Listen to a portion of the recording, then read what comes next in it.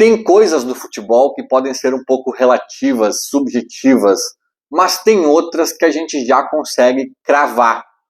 E eu vou cravar algumas dessas coisas no vídeo de hoje.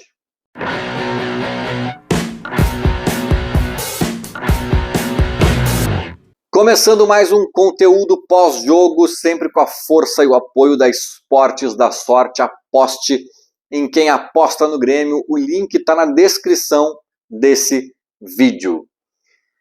Antes de começar aqui o vídeo propriamente dito, né, o conteúdo do vídeo, uma pequena satisfação aí para quem acompanha o canal, que estava alguns dias sem nenhuma publicação, né, estava meio parada a coisa. Principalmente, o motivo principal foi o falecimento do meu padrinho, né? Até fui a Caxias no meio da semana por conta disso. Ele era de lá, né? O tio Miroca, também conhecido como Barone. Fui lá dar um abraço nos meus primos, na minha madrinha.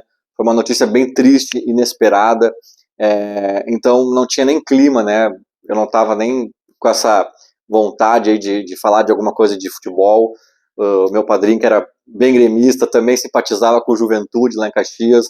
Mas o motivo principal pela ausência de vídeos aqui no canal nesses últimos dias foi principalmente esse, né? Além de outras correrias e motivos menores, mas foi principalmente por conta disso. Então tá dada a satisfação. Agora, acabou de acabar o jogo do Grêmio contra o Brasil de Pelotas. Inclusive eu não consegui ir na arena também, outras funções aí na agenda. Mas assisti todo o jogo pela televisão e não ouvi ainda. Eu sempre gosto de dizer isso para contextualizar o vídeo para quem assiste depois, né? Eu não ouvi ainda as coletivas, né? Porque às vezes saem bombas nas coletivas e parece que eu sou louco de estar falando aqui ignorando. Eu não ouvi as coletivas, talvez elas estejam rolando neste exato momento. Se surgir algo bombástico a partir delas, eu vou repercutir muito provavelmente ao longo da semana. Mas sobre o jogo, né, algumas coisas para pontuar aqui. Primeiro, assim, eu vou dizer que eu gostei, tá? Eu gostei do que eu vi. Eu gostei de forma geral do que eu vi. Aí um torcedor mais crítico, mais ácido, mais cri-cri vai poder dizer: como assim tu gostou? Porque eu observei isso, eu vi aquilo outro, porque não tem zagueiro, porque lateral, porque não sei o quê, porque bababá. Cara, se a gente quiser ficar pontuando questões do Grêmio eternamente, a gente vai conseguir, né? A gente não tem o Manchester City, nem nada parecido aqui jogando na arena. Mas, dado todo esse contexto que a gente sabe das fragilidades do elenco, a gente sabe de blá blá blá blá blá blá blá blá blá, eu gostei. E aqui começa um dos pontos que eu digo que dá para cravar, porque a gente tem que fazer toda vírgula e asterisco do mundo quando se trata de gauchão, porque gauchão é gauchão, né, cara? A gente sabe da fragilidade do Brasil de Pelotas, é um time fraco. Mas talvez não seja um time muito mais fraco do que os outros do interior, é um bolo ali um pouco parecido com melhorzinho aqui, outro piorzinho acolá. Talvez tirando o Juventude, que é da Série A, e o próprio Caxias, que é da Série C, né? Eu acho que não tem ninguém ali nesses patamares, enfim.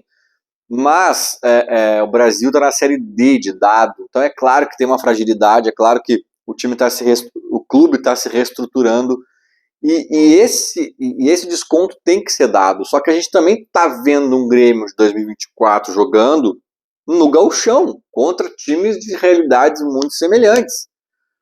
Então, a gente não pode cravar, porque é subjetivo, é relativo, ver o Grêmio jogando bem hoje, com segurança.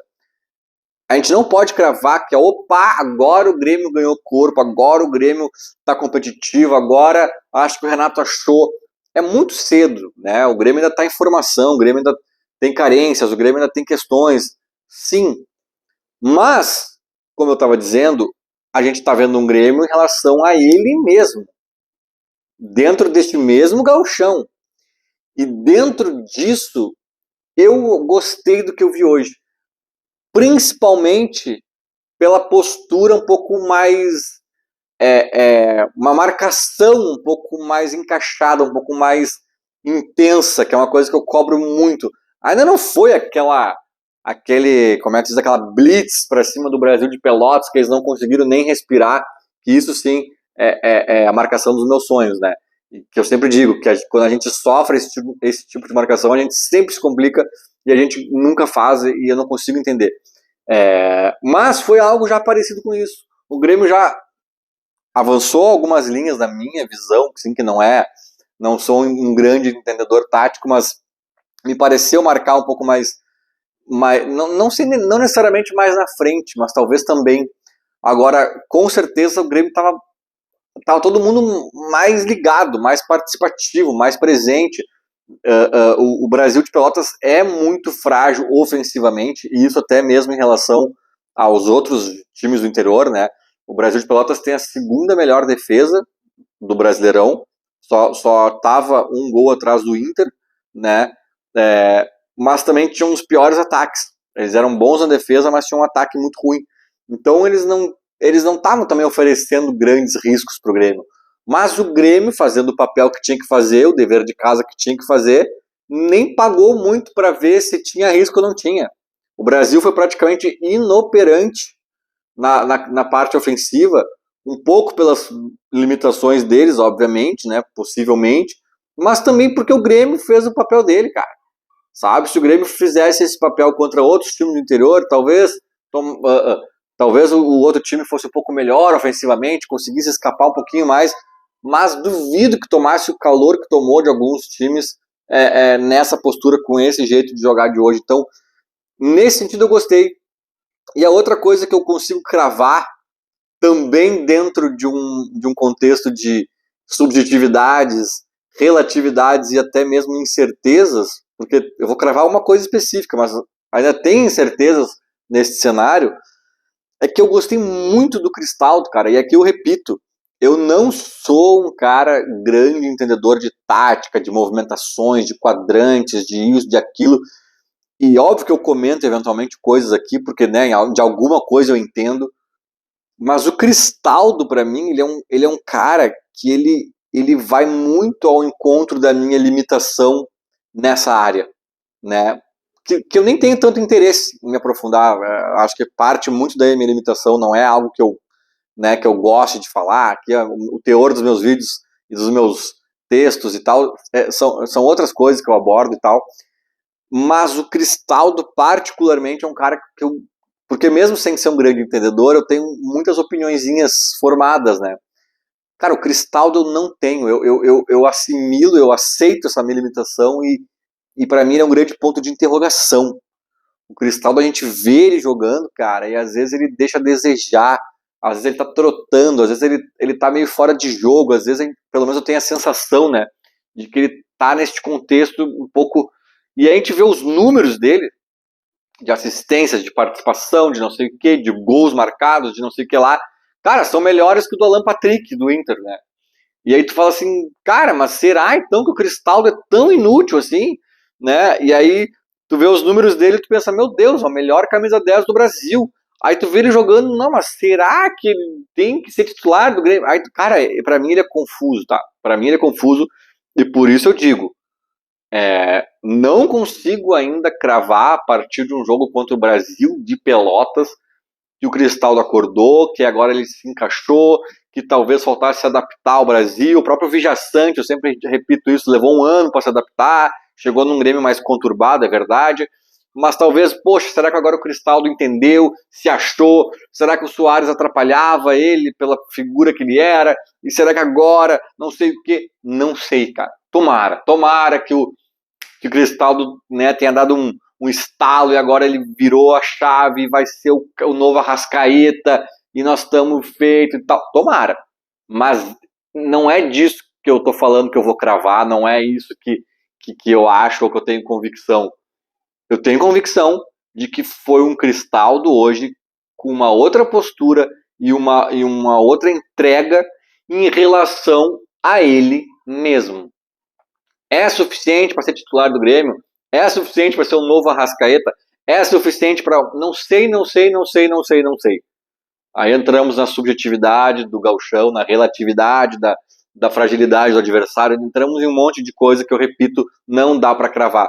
Agora, assim como eu falei do time, que eu vi uma postura diferente, uma mecânica um pouco diferente na marcação e etc., eu consigo falar o mesmo do Cristaldo. Incansável. Deu carrinho, correu, desarmou. Observem o número de desarmes. Eu não tenho esse número, na verdade. Eu não vi ninguém falando disso ou dando esse dado aí. Mas eu tenho a sensação de que se a gente for buscar, pode ser um número relevante, sabe? Ainda mais para um camisa 10. Desarmou, roubou bola, foi atrás, não lutou, não desistiu, correu atrás de bola que ia sair pela linha de fundo. Isso, vindo dessa postura, naturalmente gerou um Cristaldo interessado em campo, um Cristaldo mais participativo. No momento que o jogo ainda estava um pouco truncado, veio dele um chute de fora da área ali que o goleiro se obrigou a fazer uma boa defesa e no rebote quase sai gol do Grêmio de novo. Então, assim, sabe, aquele joguinho que tava ali, o Brasil fechadinho e tal, daqui a pouco sobrou uma pro Cristaldo, como veio, acho que até não sei se foi meio de sem pulo, assim, a bola meio no ar ainda, ele pegou uma bola difícil, chutou bem. Então, assim, cara, eu gostei muito do Cristaldo e isso eu posso cravar, né? Ele, em relação a ele mesmo, me mostrou coisas hoje que eu achei interessantes, né? Se ele não for um vagalume, como alguns dizem, né, de piscar e apagar, se ele mantiver esse padrão do jogo de hoje, claro que nós vamos ter que testar se vai ser suficiente contra o Inter, contra o Palmeiras, contra o Boca, mas assim, foi uma amostragem interessante. Gostei e eu tô tô investindo bastante tempo desse vídeo falando do Cristaldo, cara, porque é uma posição que a gente simplesmente não tem jogador. E é apavorante. A gente fala do zagueiro, talvez tenha faltado também contratar mais um volante, mas cara, um meia, é inacreditável que o Grêmio tem um contestado, que não dá para negar que o Cristaldo é, né, pelo menos até o momento, e não tem reserva, cara. Não tem reserva.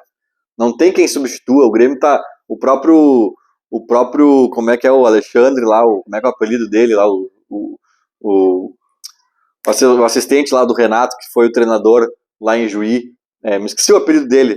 Mas o Alexandre Mendes disse lá em Juí, na entrevista: por que tu tá colocando ainda o Pescador? E ele, claro, fez uma introdução politicamente correta. Não ia queimar o jogador, né? O jogador, ele tá no Grêmio, então ele recebe oportunidade, como todos, né? A gente aposta em todo mundo, não sei o quê, blá, blá, blá, blá. E no final ele meio que entrega o ouro, assim, né? Ele fala... e outra, a gente não tem outro jogador nessa posição. Ele fala assim, cara, tem que usar o Natan Pescador porque não tem outro. E é verdade. Tu pode improvisar o Duqueiroz ali, uma dessas até o Soteldo, quando voltar, pode jogar por dentro, se deixar ali o Gustavo e tal.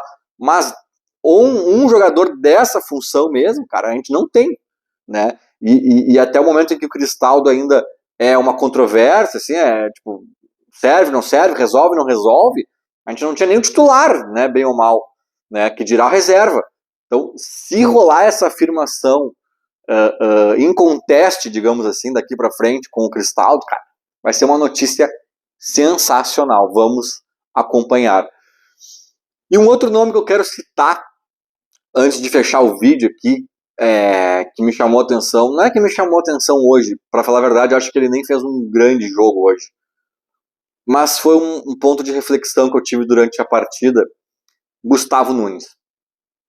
Gente, eu tenho falado que a janela do Grêmio não foi empolgante, não empolgou ninguém.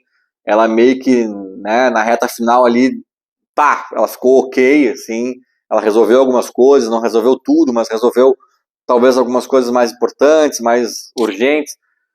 Não empolgou ninguém, e não empolgou ninguém tanto pela quantidade, né, que faltaram peças em algumas posições específicas, mas também não empolgou ninguém por não ter vindo nenhum nome empolgante, assim, sabe?